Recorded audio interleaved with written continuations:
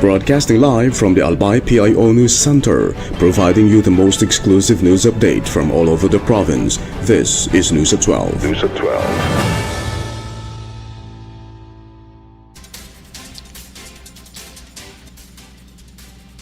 In the local scene, Albay will host the 2027 Philippine Folk Dance Festival, bringing together performers, cultural advocates, and visitors from across the country. The week-long event is scheduled on May 17 to 22, 2027 at the Legazpi Convention Center and is expected to attract around 1,500 participants and guests. The festival will feature folk dance performances and cultural activities that celebrate Filipino heritage, traditions, and the country's rich cultural diversity. The event is being organized through a partnership among national and local institutions committed to promoting arts and culture. Organizers expect the festival to boost cultural tourism and create economic opportunities for local communities. The gathering is also seen as an opportunity to further position Albay as a destination for major cultural and tourism events.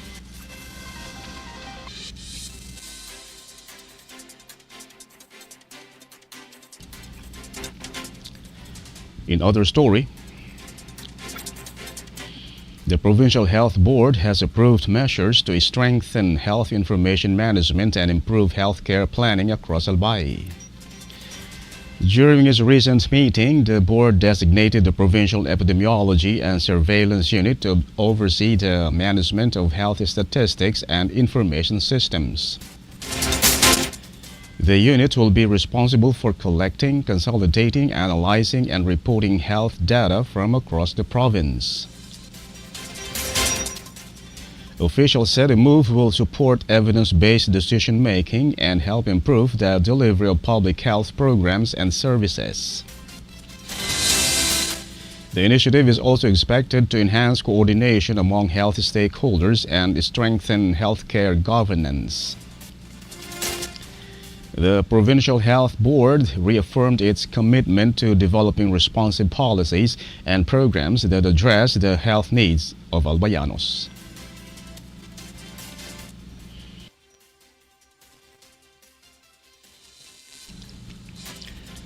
In other news, the Sangguniang Panlalawigan of Albay has honored a young swimmer for bringing pride to the province after winning 2 gold medals at the Palarong Pambansa 2026.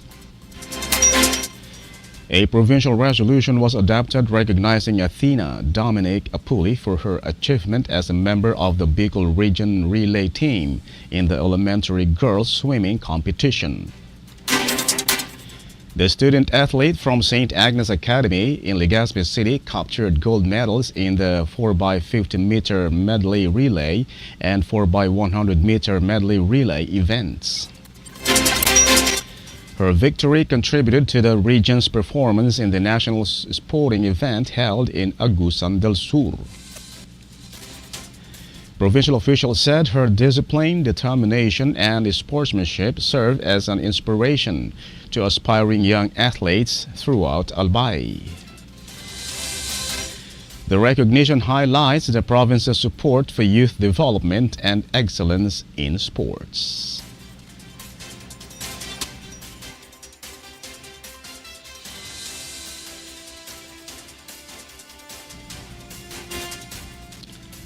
In the national scene, the Department of Justice is considering possible charges against several public officials as it investigates the connection between the May 13 shooting near the Senate and the escape of Senator Ronald Bato de la Rosa from protective custody on May 14. Justice Secretary Frederick Vida said investigators gathered statements from National Bureau of Investigation agents, journalists, and CCTV footage showing that sniper shots were allegedly fired from the 5th floor of the Senate building toward an NBI vehicle parked at the GSIS compound. Vida said investigation is still ongoing and that while no specific individuals have been formally identified yet, many of the people involved in the initial findings are government officials.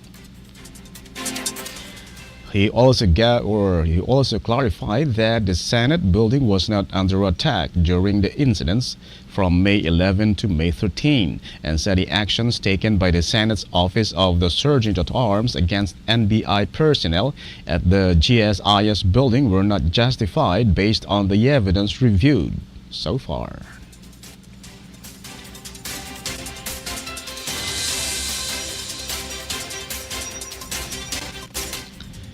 In other story,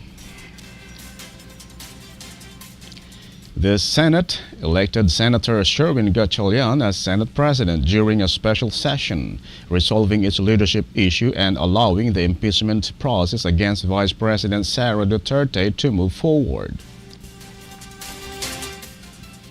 House impeachment prosecutors said a change in Senate leadership opens the way for the pre-trial conference on June 18, today, and the start of the trial on July 6. House officials said they will respect whoever presides over the impeachment court and noted that the case before the Senate is a complaint or is a new complaint with evidence ready for presentation. House Majority Leader Sandro Marcos said he expected senators to act impartially and supported efforts to make the trial more transparent to the public. The House has authorized its prosecution panel to handle pre-trial matters, while prosecutors said they have concerns about the defense brief for not clearly addressing the allegations.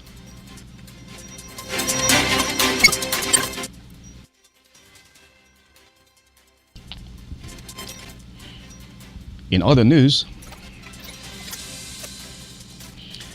House Speaker Faustino Boji III congratulated Senator Sherwin Gatchalian on his election as Senate President on Wednesday.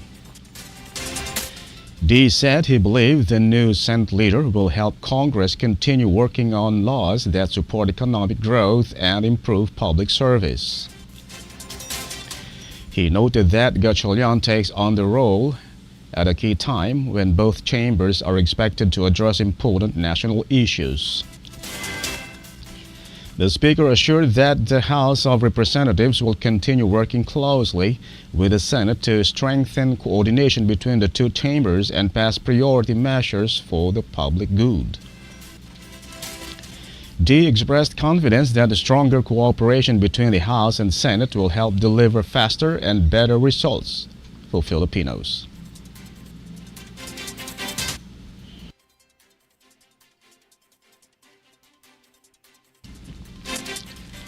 And in the news outside the country,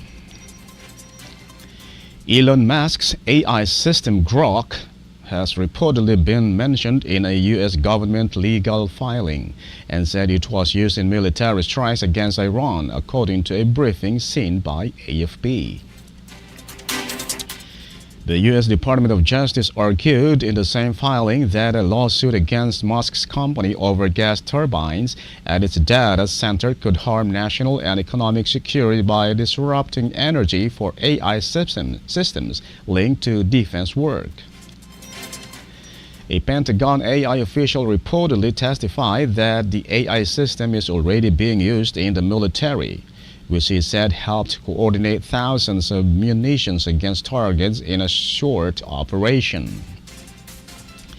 The case also involves claims against XAI over pollution from gas turbines, while the Philippines has reportedly banned Grok amid wider debates about military use of AI as U.S. defense agencies shift away from firms like Google and OpenAI.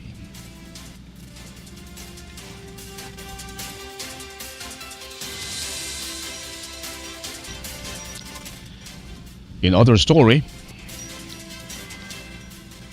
Russian President Vladimir Putin is hosting a summit with Southeast Asian leaders in Kazan, Russia, while Western countries continue to pressure Moscow over the war in Ukraine.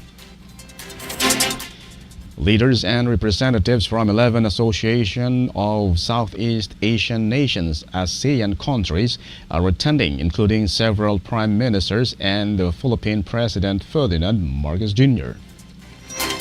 Myanmar is also sending a delegation, and the talks will focus on security, trade, investment, and humanitarian cooperation as Russia marks 35 years of ties with ASEAN. Amid Western sanctions, Russia has shifted more of its economy and energy exports toward Asia, with some countries like Malaysia looking to secure continued oil supply. The summit comes as the Ukraine war continues and tensions remain high, with Western leaders at the G7 calling for an end to the conflict, while Russia maintains its military goals.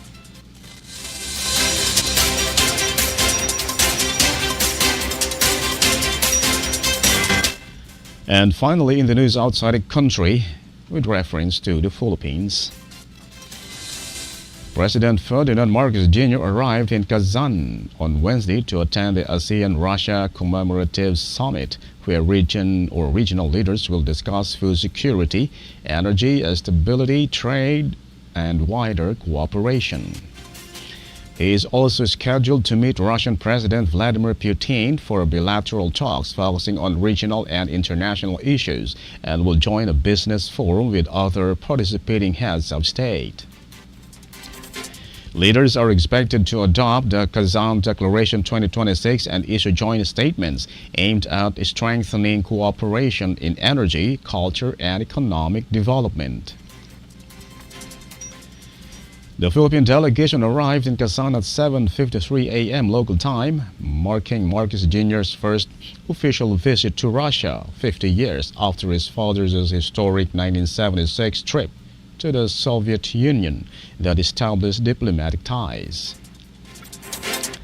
The summit is also set to endorse the ASEAN-Russia Comprehensive Plan of Action 2026-2030, and Marcos is expected to return to Manila today, June 18. There's a news at 12, June 18, 2026. We'll be back tomorrow for more news updates. Thanks to our news writers Naomi Ruth Hernandez and LJ Lorejo. And on the technical side, Chad Bobis. And our Provincial Information Office OIC, Marty Gonzalez. And under the supervision of our Governor Noel E. Rosal, I am Greg Hallare. Thank you for subscribing. Albay in my heart.